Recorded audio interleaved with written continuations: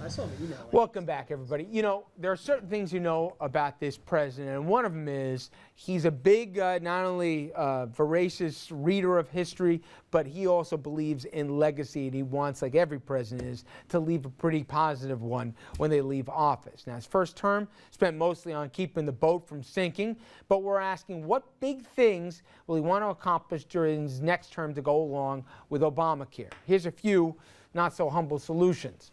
And they're not in order of priority, but assault weapons. At the sentencing of Jared Loughner, you know, the guy responsible for the Tucson massacre, Mark Kelly, the husband of former Representative Gabby Giffords, issued a scathing indictment of our unwillingness to put reasonable gun laws in place, saying the following, quote, "We have a political class that is afraid to do something as simple as have meaningful debate about our gun laws and how they are being enforced.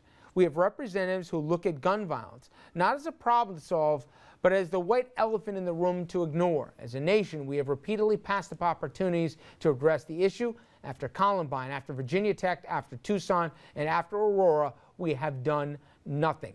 I believe, tell me I'm wrong here, that there is a part of the Republican Party that would not look at some reformation of gun laws as an assault on the Second Amendment. And I know how powerful the NRA still is right now, but I think if you just talked about assault weapons, I think there's a deal to be had.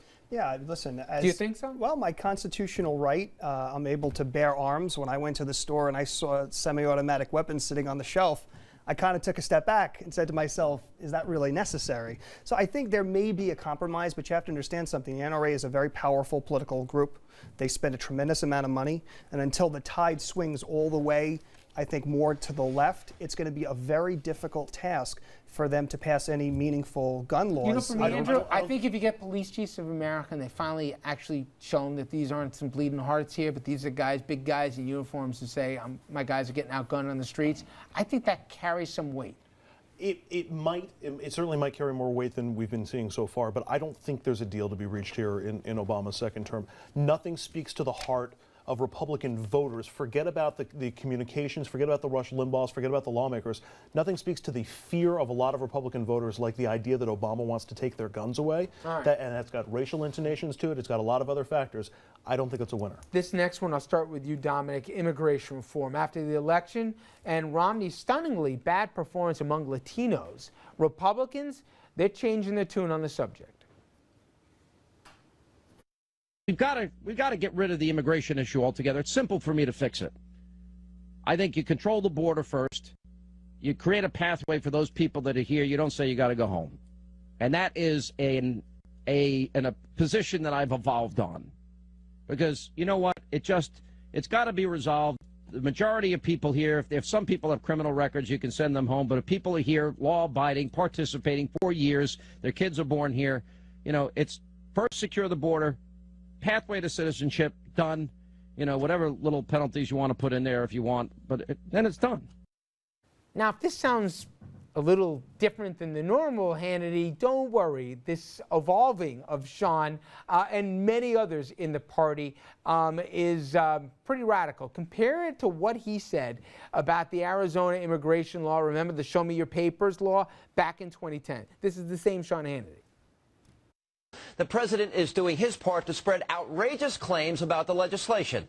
Now take a look at the irresponsible comments he made at a town hall in Iowa. Now suddenly, if you don't have your papers and you took your kid out to get ice cream, you're going to be harassed. That's something that could potentially happen. That's not the right way to go. All right, now clearly the president has not read the bill, because the only way that person at the ice cream shop could be asked for their papers if they were arrested while robbing the ice cream shop. Now the law explicitly states authorities must have, quote, legal contact before proof of citizenship is requested. But of course the anointed one, well, he didn't bother telling the audience about that. Okay, the point is, Don, that you got the party, the Republican Party, they got religion. They saw the numbers, 70-something, 20-something. They said you can't win anymore with the changing demographics of America. I think there's a deal here. I think the same deal that Bush threw out 4 years ago in his second term, you know, and it didn't go anywhere because it didn't get Republican support, it would pass today. I don't know what the deal will look like, but you can bet your bottom dollar on it. There will be an agreement.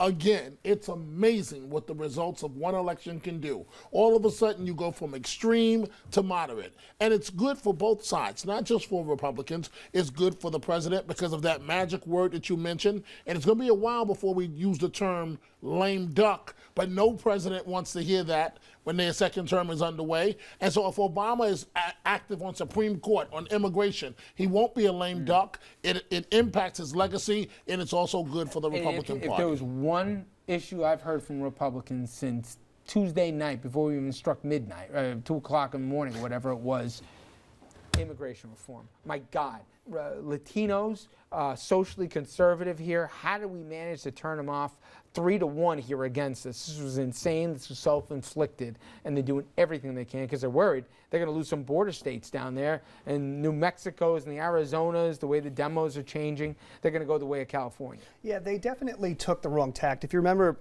pre-9/11, then President Bush was talking about immigration reform and giving amnesty to illegal immigrants here, because we have over 9 million of them. So that's something that the Republican Party was talking about, and they seem to deviate a bit. But they were never saying kick them out of the country, just the ones that are that are here illegally. Now the next issue, Andrew, same-sex marriage. You remember when Joe Biden threw it out there? People were like, oh my gosh, now the president's between a rock and a hard place. Well, turned out to be politically popular. We've seen what's happened in states across this country.